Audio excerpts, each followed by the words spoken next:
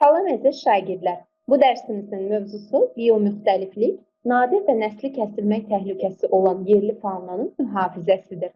Bu mövzumuzda bioloji müxtəlifliyin saxlanması, qırmızı kitab və mühafizə olunan ərazilərdən danışacağıq.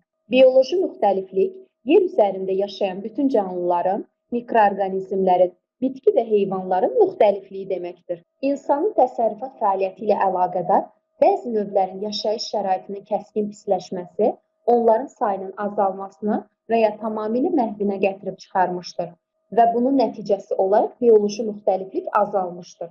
Bəzi növlərin nəsli kəsilmək təhlükəsi ilə üzləşməsi, bəzilərinin isə nadir növlərə çevrilməsi gələcəkdə onların məhv olmasına gətirib çıxarır. Sayları azalmaqda olan və ya nadir növlərin mühafizəyə ehtiyacı olduğundan digər ölkələrdə olduğu kimi Azərbaycanda da onların adları qırmızı kitaba daxil edilmişdir. Qırmızı kitab nadir və nəsli kəsilmək təhlükəsi olan vəhşi heyvan və yabani bitki növlərinin vəziyyəti haqqında rəsmi dövlət sənədidir. Belə ki, adları qırmızı kitaba daxil edilmiş növlərin azalmasının qarşısının alınması üçün xüsusi tədbirlər həyata keçirilir. Bu növlər botanika bağlarında, zooparklarda artırılaraq yenidən təbiətə qaytarılır və ya onlar üçün təhlükəsiz həyat şəraiti yaradılır. Azərbaycanın qırmızı kitabına 36 növ quş və 14 növ məməli daxil edilmişdir.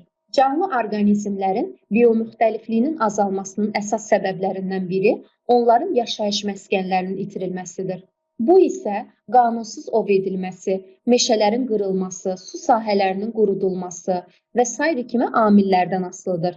Buna görə də nadir və nəsli kəsilməkdə olan növlərin qorunmasının başlıca həlli onların təbii mühit şəraitinin saxlanılmasıdır.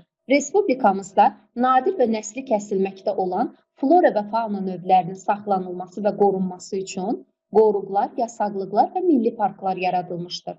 Belə ki, hal-hazırda Azərbaycanda 9 milli park, 11 qoruq və 24 yasaqlıq var.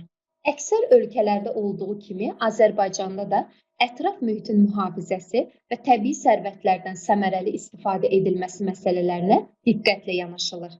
Əziz şagirdlər, diqqətiniz üçün təşəkkür edirəm.